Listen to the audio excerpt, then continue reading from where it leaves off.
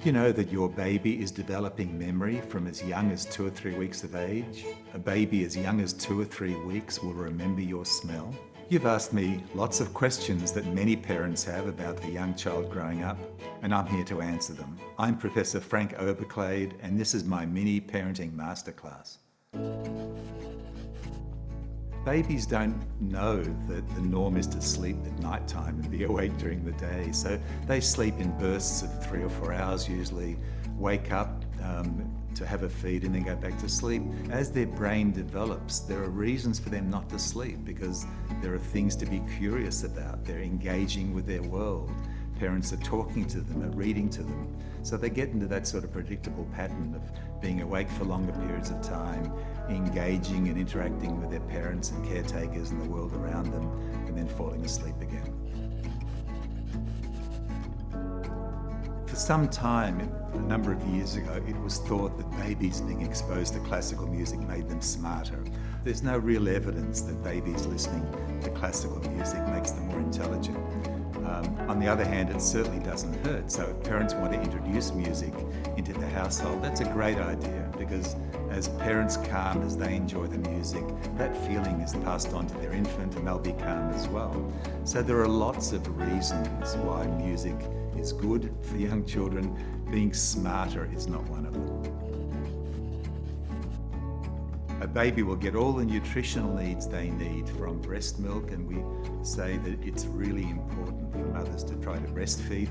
After that, that's when there's a danger period for some children in some countries where there's food insecurity, where the quality, the diversity isn't there, where there isn't enough food to put on the table.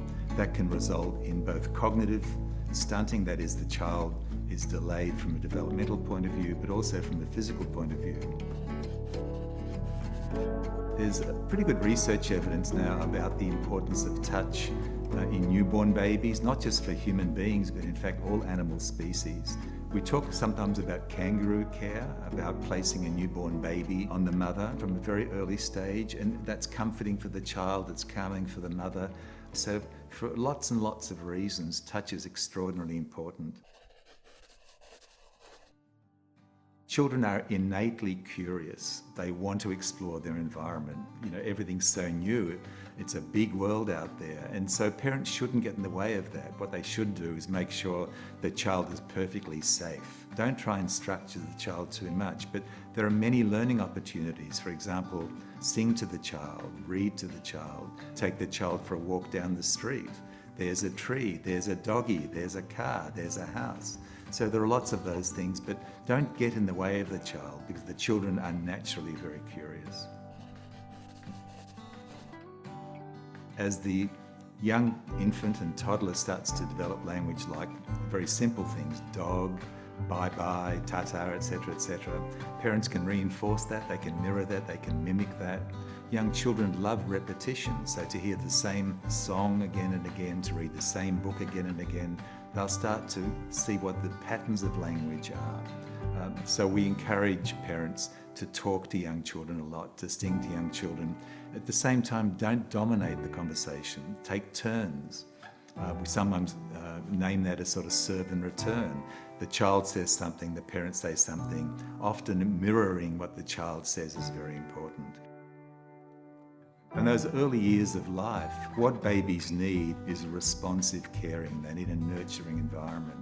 They need parents that are tuned in to the young child.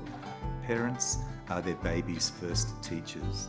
As the parents are talking to the child, singing to the child, reading to the child, creating these sort of stimulating experiences, there's this explosion of learning. All of these networks are being developed in the brain. And those foundations of learning in those very early years are critical because they set the foundations for lifetime learning. If parents provide all of that, then the child's brain will grow and mature and fulfill all the potential that we want from all of our children.